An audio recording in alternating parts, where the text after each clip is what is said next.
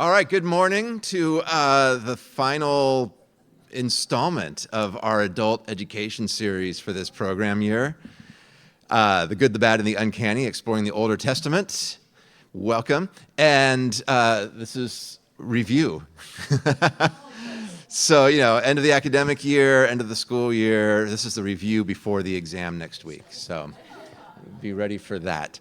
No, we're going to try to wrap some things up. We have been through, I've lost track of how many Sundays. It's more than 22 or 23, I think, that we've looked at. We haven't looked at every single book in the Older Testament, but we've looked at a lot of them, and often just kind of jumped from one to the other and noted some changes or some developments or some variety, and now we're going to try to dwell on that a little bit. So I'm looking forward to this session. Margaret and I are going to co-lead this one.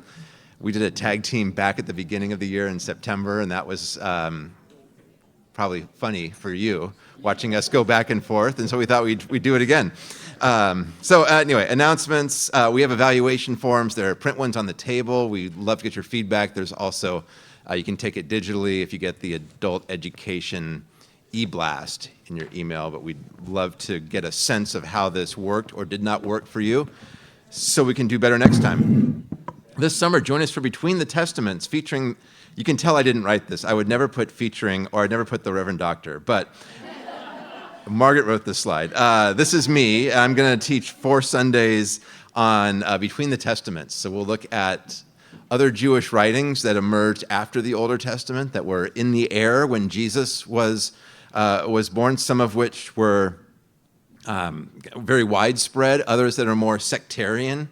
We'll talk about the Dead Sea Scrolls. We'll talk about the Apocrypha. We'll talk about some of the politics, and both so you get a sense for how Judaism continues to adapt and change through the times, but also then what is the world like when Jesus arrives around the year 1, more or less. And thank you for a great year. Margaret and I have really enjoyed doing this and planning together and kind of putting our heads together about how do we do this in ways where there's continuity from week to week, but we each do our own thing, and that's been really fun. We like working together and working on your behalf, so thank you.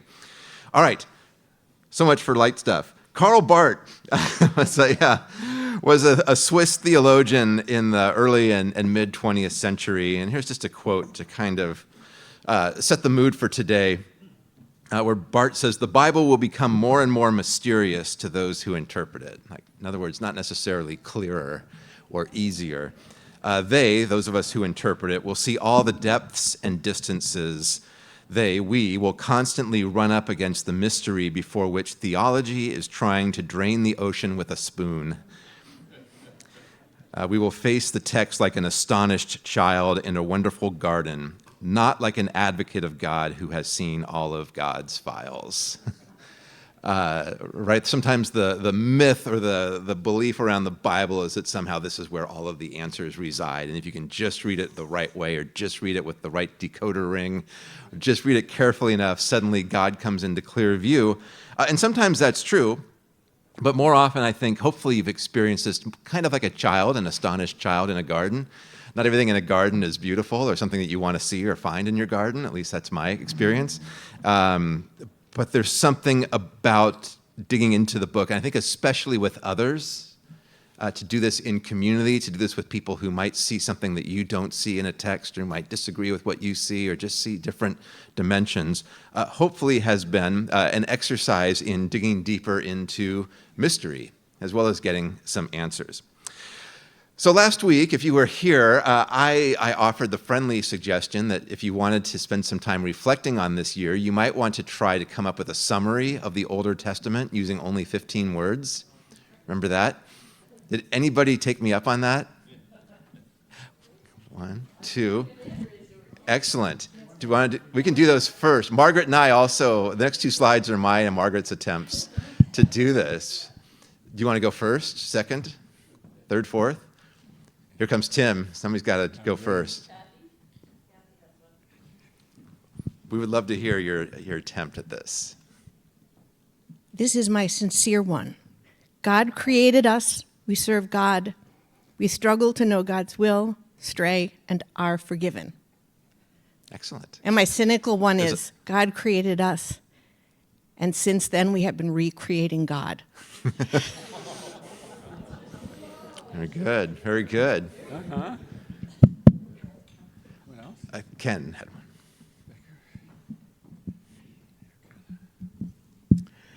God's loving covenant with Israel, poetically capturing Israel's difficulty to faithfully live into it.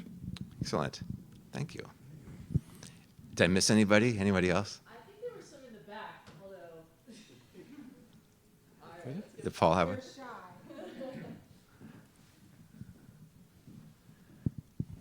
Well, being a person who teaches, I figured I'd go to Chat 4.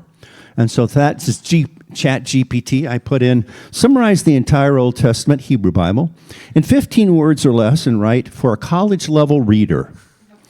Here's what it wrote. Creation, covenant, law, prophecy, and history of Israel, highlighting faith, exile, and divine promise. I didn't like that. It's not a sentence. You have to tell it more. Make it a 15 words in a sentence. The Old Testament narrates Israel's creation, covenant, law, prophecy, and history, emphasizing faith, exile, and divine promise. Excellent. Good. I know the machines have been reading. Are there any others? Any other 15-word summaries? All right, here's my best shot at it. God, eager to bless the world and be known, keeps at it in any circumstances. So I thought I would, well, I'll talk more about this in a minute. But Margaret, you ready for yours? Do you want to present yours? You should, you should own it. I will. I own it. It's great. It's a great one. Mine is Hesed, which is a word meaning covenant faithfulness. Hesed. God creates, calls, covenants, and accompanies. We respond alone and together, toward and away.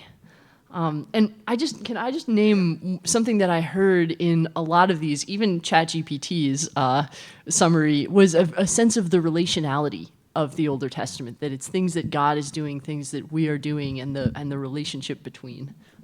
Yeah. Excellent. And you used a Hebrew word. That's like extra credit. Yeah. It's an interesting exercise, right? Like, how do you tell this? Do you re-narrate the story? Do you talk about the parts that you like? Do you what do you do in trying to summarize this in such a simple sentence, or in the case of AI, maybe not a sentence? Apparently, they'll make the rules. But to go back to mine, I thought for mine, I wanted it to be where God was like the subject of the sentence, and where even God was the first word of the sentence.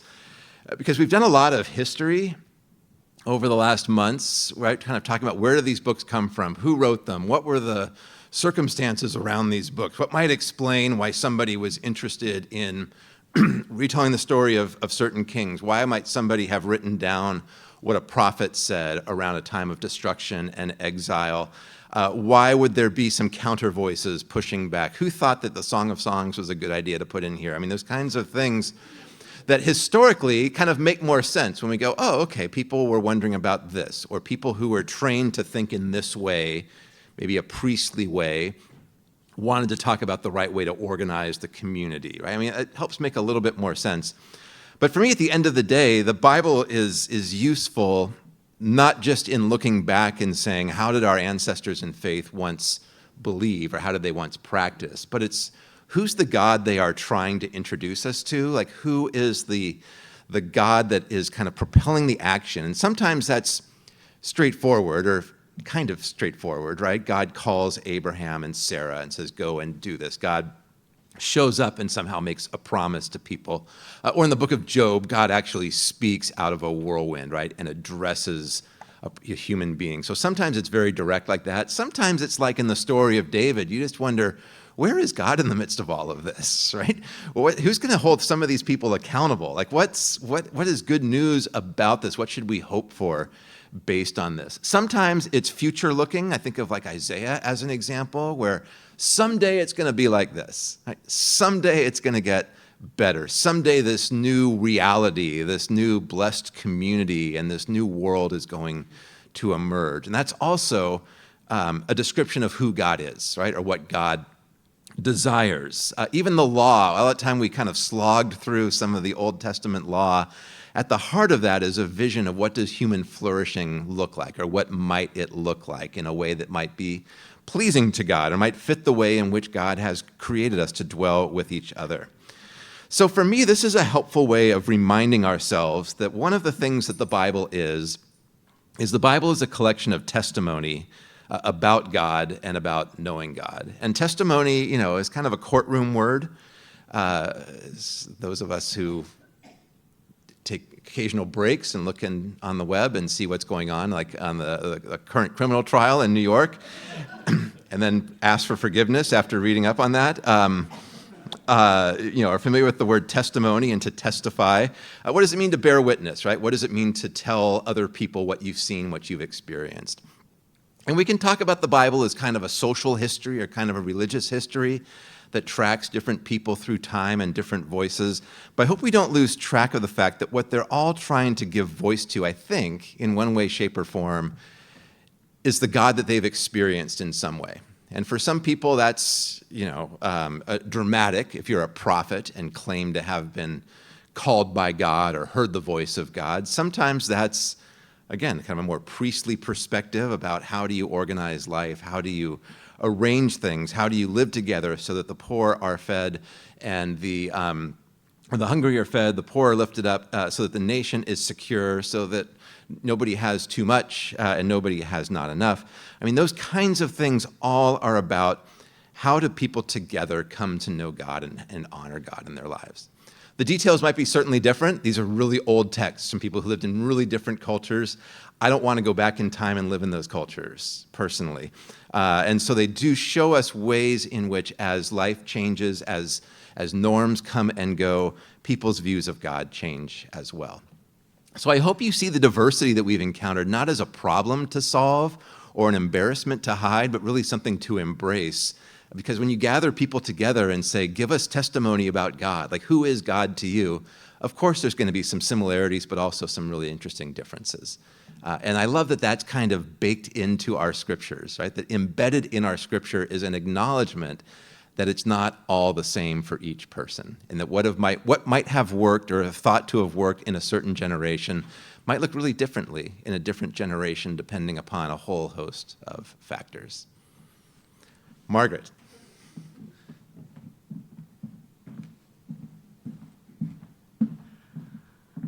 So I'm going to give us the through line here. We're going to, in a couple minutes, break into a group exercise that if you cast your mind back to the start of the year will feel familiar.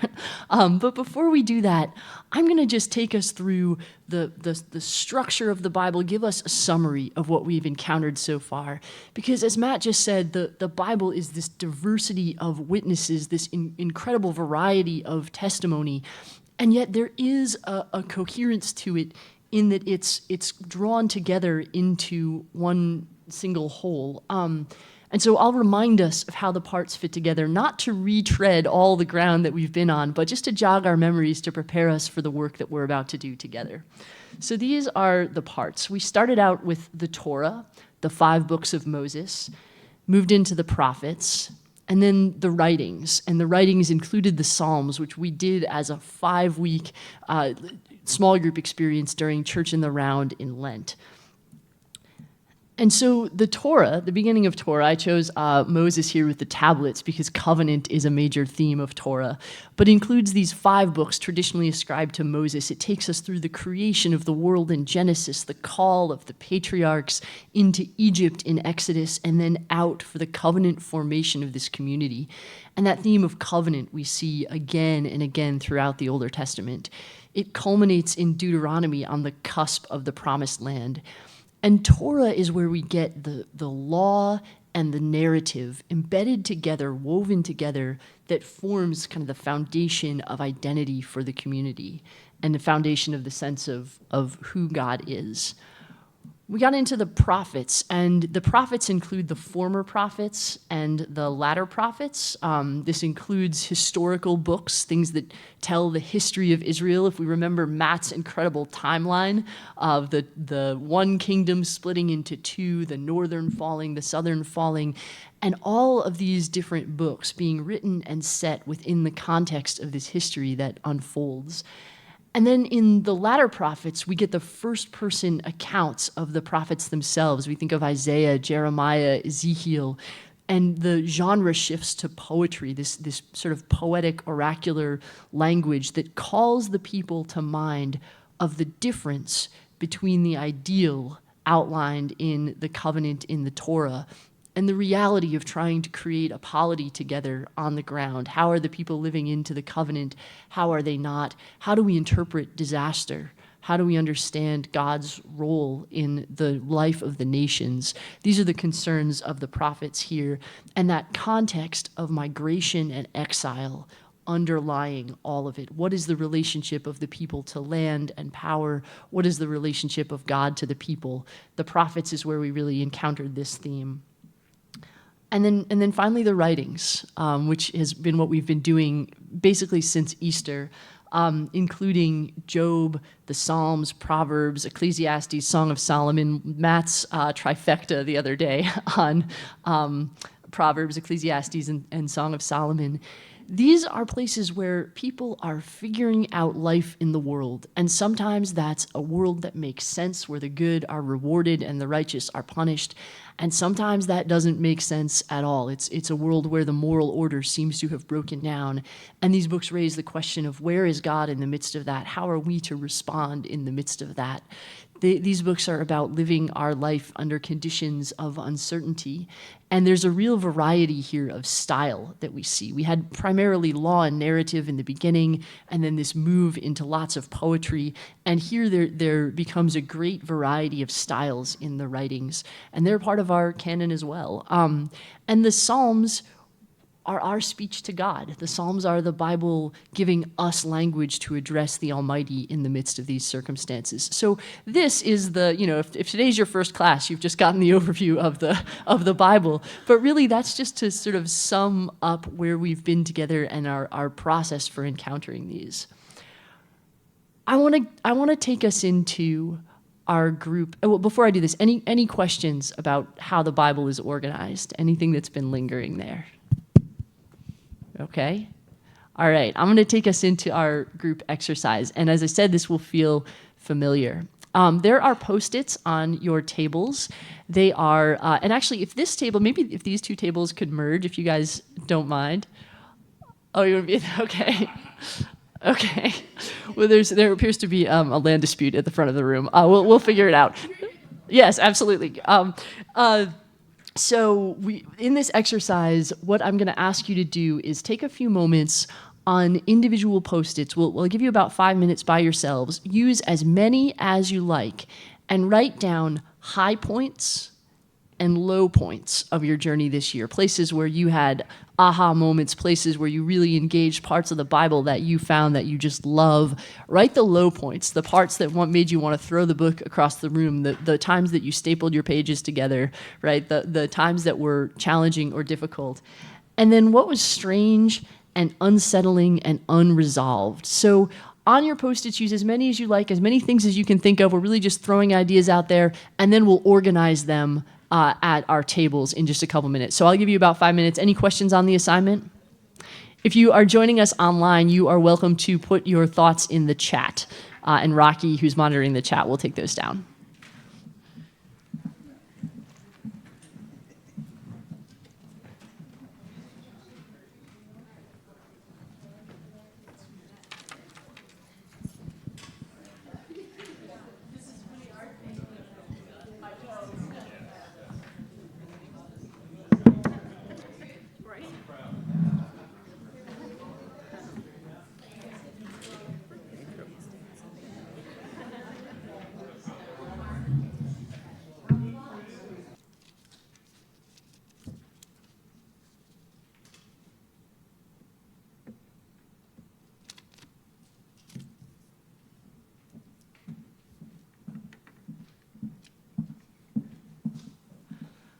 seeing lots of Post-its being generated. This is delightful. You guys are learning something.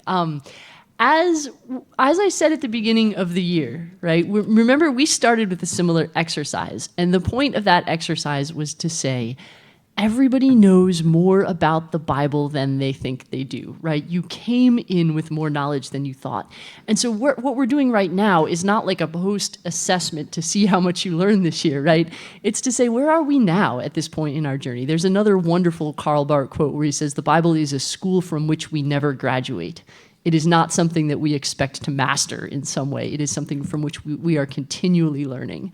So what I want us to do now is return to that same exercise from the beginning of the year and take your Post-its, take a couple minutes as a group at table, and put them into categories according to the title of our class: good, bad, uncanny.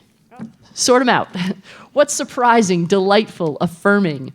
What's unsettling, disturbing, unwelcome?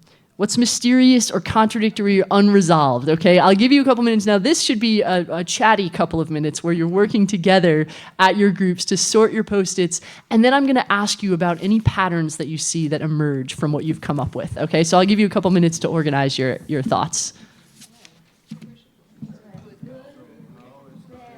Okay. So the hot.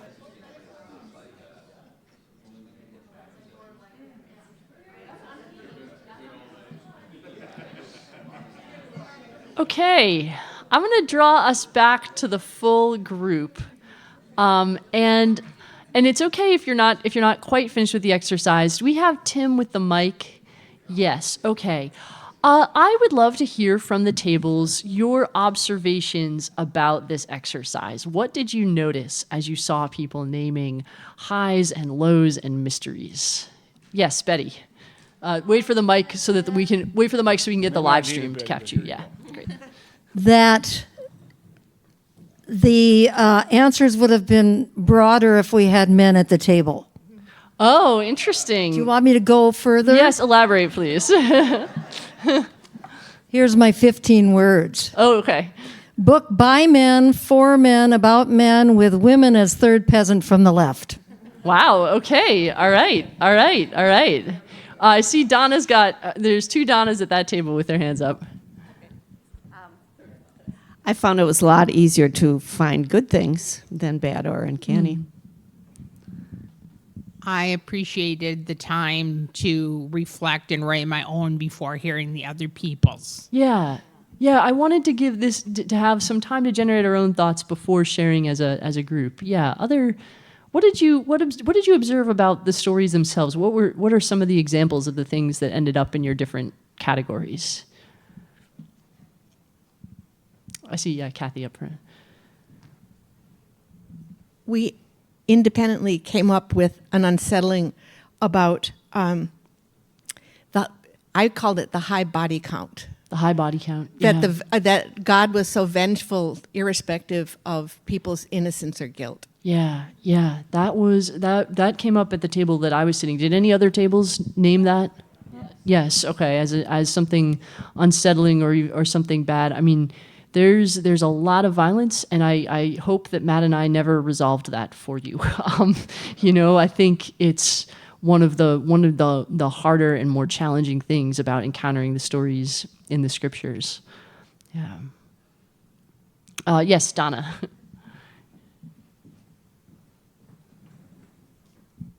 I found it helpful, especially like with Jonah, to realize that it was more of a parable, like something like a story that Jesus would use to teach us. It was a story to, Jonah was also a story to teach us. And having come from a, dare I mention it, an evangelical background before, I found, and Jonah and some other stories too that they're not necessarily historical times, but that they were stories to make us learn something. Yeah, what is it like to receive these stories with delight and enjoyment, and not be so beholden to the question of what is historically accurate here or not? How do we get something out of them, even as stories that we learn from, as you said? Yes. I mean, along that line, one of the things that our table mentioned was the timeline because I had no historical context for a lot of this before, and it was all just kind of random things that were on there. And to be able to at least place some of it, we can't do all of it, but in some kind of context and what happened first and second, and authorship is a little bit murky, but I just felt that was super helpful in the reading and then sort of parsing out what lessons you might get from different things. Great. Yeah. We the timeline is complex, but one of the things that we really wanted to do was share just the, especially the experience of loss and migration and oppression that set the background for a lot of these texts. Yes, Barbara. Margaret, in addition to your and Matt's presentations, I really enjoyed the video from the scholars, and that I just wanted to mention that because I just found those discussions among the three of you were just really very rich and thought-provoking. Thank you. Appreciate that. We had so much fun with them. Those are all available on the webpage in order. So this can we're hoping that this class can actually remain a resource for people to consult in the future. And kind of in the same way that we wanted there to be a conversational element within the class, that you all would be talking to each other, those conversations with the scholars have just been incredibly enriching, I think, for us as leaders, and we hope for the class as a whole. So thanks for that. Yeah. Other observations about the Bible from the group? Yes, up front, Claire. Right here. Oh, okay, sorry. Tim's closer to Paul, and then he'll come back up. Yeah. It doesn't surprise me that our view of God changes over time, but what was mysterious for me is, in some ways, God changes over time. And I think that's a fascinating idea for me. I hadn't really thought much about. Yeah. I think God's revealing God's self in a different way or more revealing over time, so you end up finishing the Older Testament with a different view. God isn't the same, and that's really mysterious. Yeah, no, I love that God kind of shifts over time in the way that different texts portray who God is. But sometimes, I mean, if we think about Jonah, God changes God's mind about Nineveh within the book of Jonah. So within and across these texts, God seems to grow and develop and change, interact with and speak to the community in different ways, and sometimes not at all. It's fascinating. Yeah, I love that observation. Yes, up front, Claire. I was just saying, under the bad category, unsettling, disturbing, unwelcome, was that King David was the actual worst. Yes. I'm so glad that you was said that. unsettling. Yes. Because that was not how I thought of him until this Yeah. class. So thank you. Yeah, sorry. For clearing that up. He is the worst. But one thing I want to counter, as heard earlier, one good thing for me was because so few women did show up, seeking the women in the Older Testament stories, for me, is now holy work. I have to think harder and deeper and think beyond the words and the punctuation. Who are the people surrounding all of these situations, wars, etc. So for me, I feel like seeking women now is holy work in the Old Testament, just because they don't show up with or given names necessarily. Right. Yeah, no, that's like a good thing for me. That's a delightful thing. Interesting. Yeah, as it's sort of a call to action or a call into the text in a different way to seek women as characters, as voices. Absolutely. Yeah, thank you for that. And sorry about David. He is the actual worst. We did know that was going to be like the sleeper surprise of this course. And yeah, it's not great. Yeah. Mark, go ahead. I also had in both sort of unsettling and mysterious sort of the question of, why is this in here, certain parts as you guys were presenting? And then my corollary thought was, what else isn't here that maybe should have been, or who was deciding all of this in terms of going in and out? Yeah, no, that is a fascinating question. And Matt, in our first ever Wednesday, kind of gave a little overview of canon formation. We know some about it, but not nearly as much as we would like to. There's a sort of mystery of how did this all come together, and what's been left out is an important question. Yeah, Donna. This concept is hard to express. Okay. I had some things that were unsettling and disturbing and unwelcome, like holy longing makes me restless, and the Bible's on my shelf, and I'm never going to get to know it all in the depths that I want to. And so they had them in the bad category, but then I put them in the uncanny category because that's a mystery and contradictory. And then I thought, it's not bad to have mystery, and so I put everything in the good category. Oh, I love that. I love that migration. Yeah, that's beautiful. I mean, and then especially the wrestle with, who is it, Job? The mention of the word uncle. I don't know if Jacob Russell.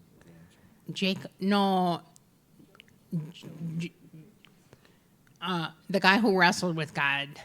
Job did some metaphorical wrestling. Jacob did some literal wrestling. Yeah. Well, I was thinking that a wrestle is like a dance, and that it's all a dance. It's not all a battle. And as people are battling, they're dancing, and so that made it all in the good thing too. Yeah. No, that's beautiful. I love that. Any other thoughts from the other groups? Yeah, I see Betty up here.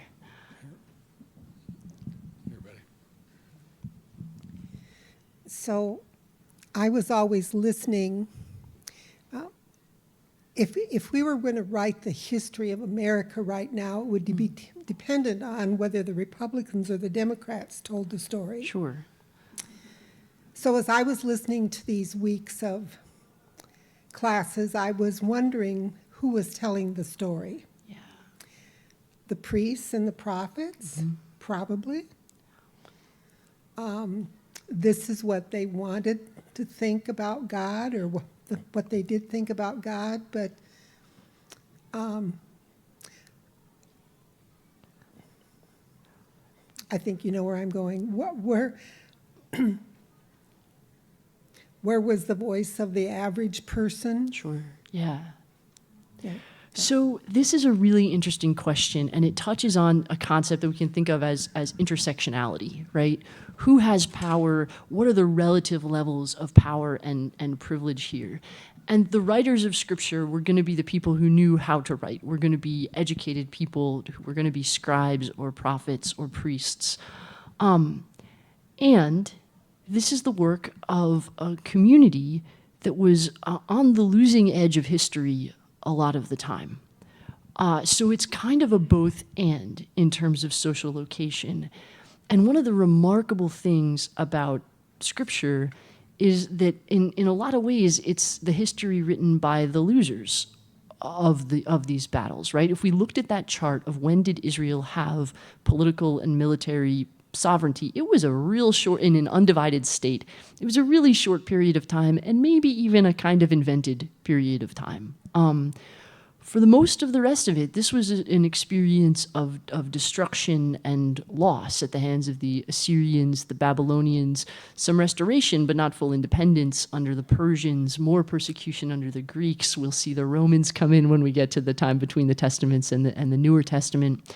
And so there's also a way in which these stories are not coming out of a community that's enjoying complete sovereignty or dominance. And one of the remarkable things about this body of ancient literature is how unusual that is. The Assyrians wrote a lot of things down, but only when they were winning, right? Like, after they were conquered, they didn't then produce an enormous, beautiful body of classical literature to explain why, right? Same with the Babylonians. Their literature comes out of a period of dominance. Their heroes are military heroes. In the Older Testament, some of the heroes are military heroes, but a lot of the heroes are ordinary people who find a way to survive in conditions of great difficulty. Young David, not King David, but right, young David's ingenuity. If we think about the story of Rahab from the book of Joshua, if we think about the story of Ruth finding a place in the community without much power of her own, a lot of these stories are about the kind of survival that is possible when you don't have that access to power. And at the same time, within that society, there is stratification of who has access to power, who writes the stories. But it's one of the most interesting, I think, features of this as a body of literature.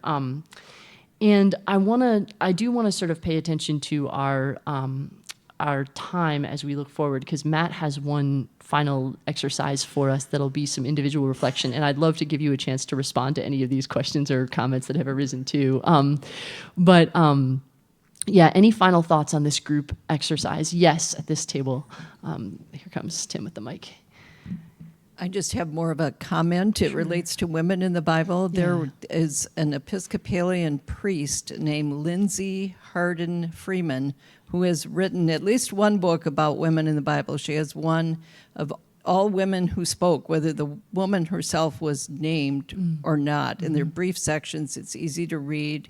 She apparently is researching another book on women in the Bible.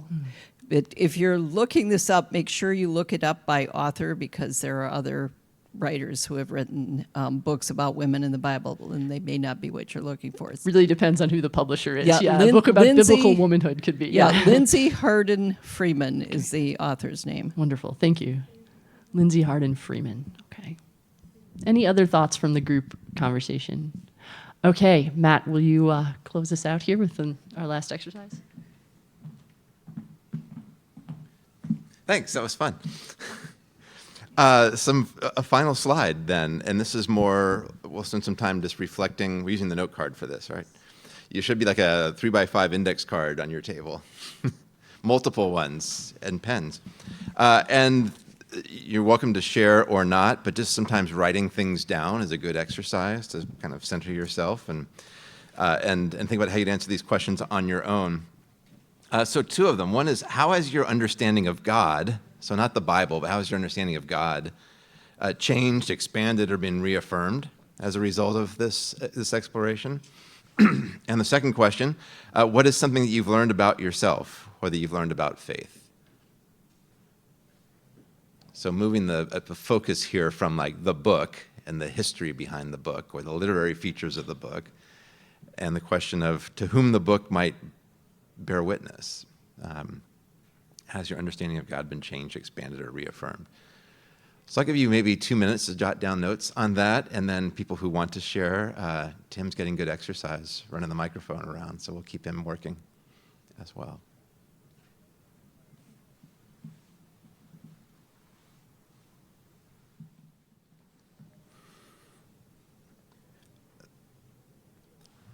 So as you bring your thoughts together, I'll just comment briefly on the image I chose for this, which is from the middle of the book of Genesis.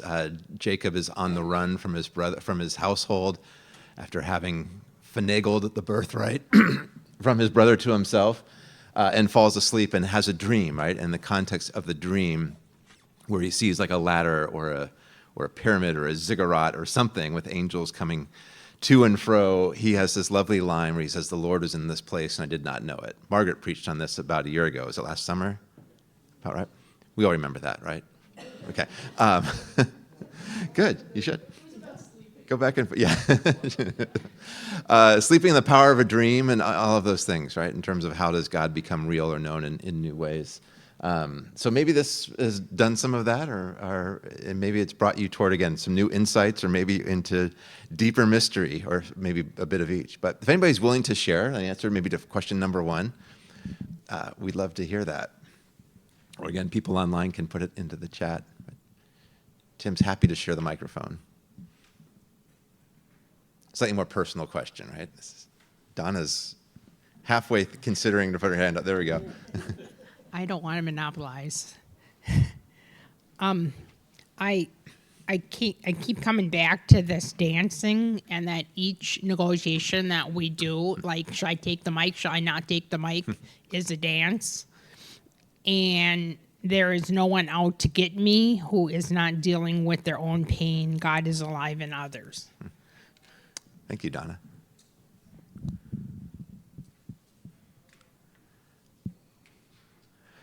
Tim, Jock on your right.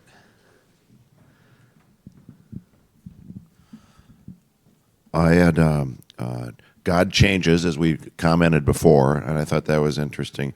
God has chosen to reveal and covenant with the people. What keeps God in the game? Was a question that I had on that. And then on my faith, I had what I learned was we have agency, and I got that from the Psalms and writing our own Psalms. That exercise that we went through, and it's consistent with our polity and the lay leadership, and Yeah. finding our place of usefulness.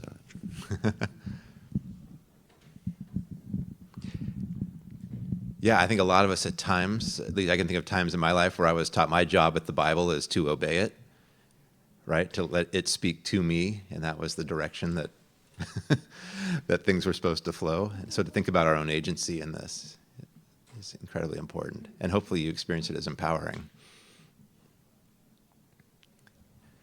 Marg up in the front.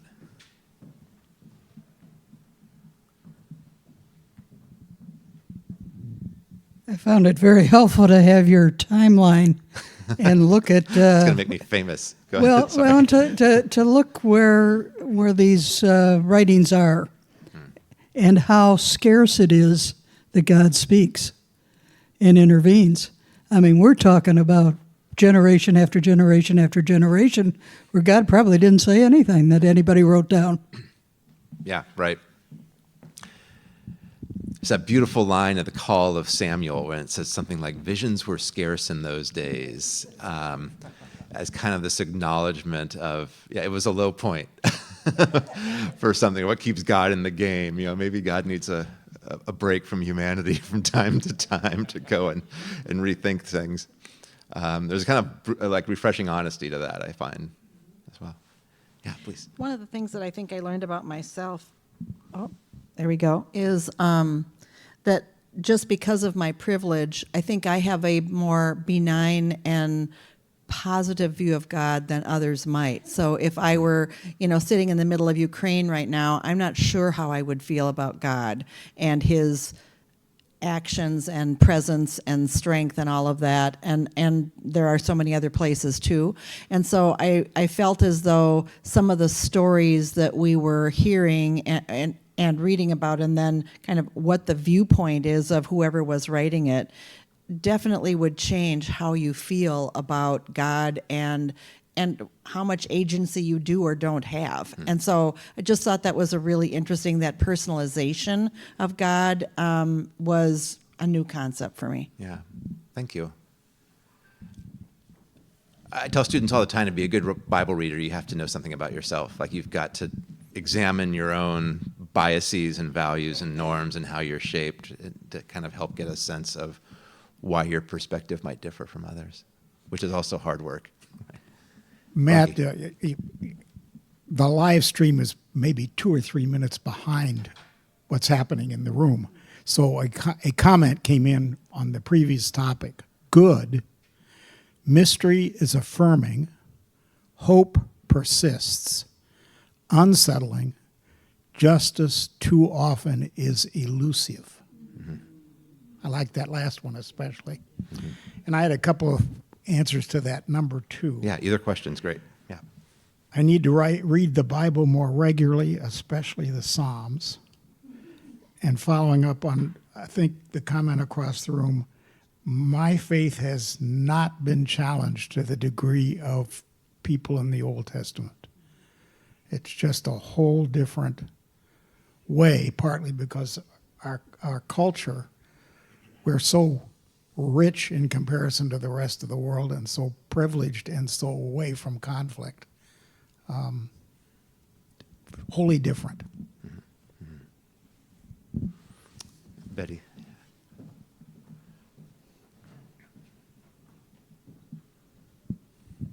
Talking about the second question, I've found that in my faith it's been belief because you were taught that, to throwing it all out, to coming back to the church. And here's what I wrote on this. I said, I learned about how impatient I am about religious teachings and interpretations. And I think, certainly you've heard that from me.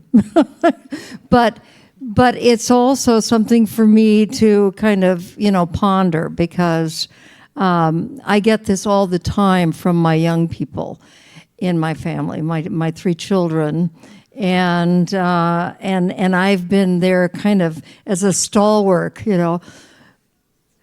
Great is our God. That's been I just found that my impatience just kind of rose through this process. But it says nothing about you or Margaret, because you guys have done an outstanding job. Thank you, Betty. No,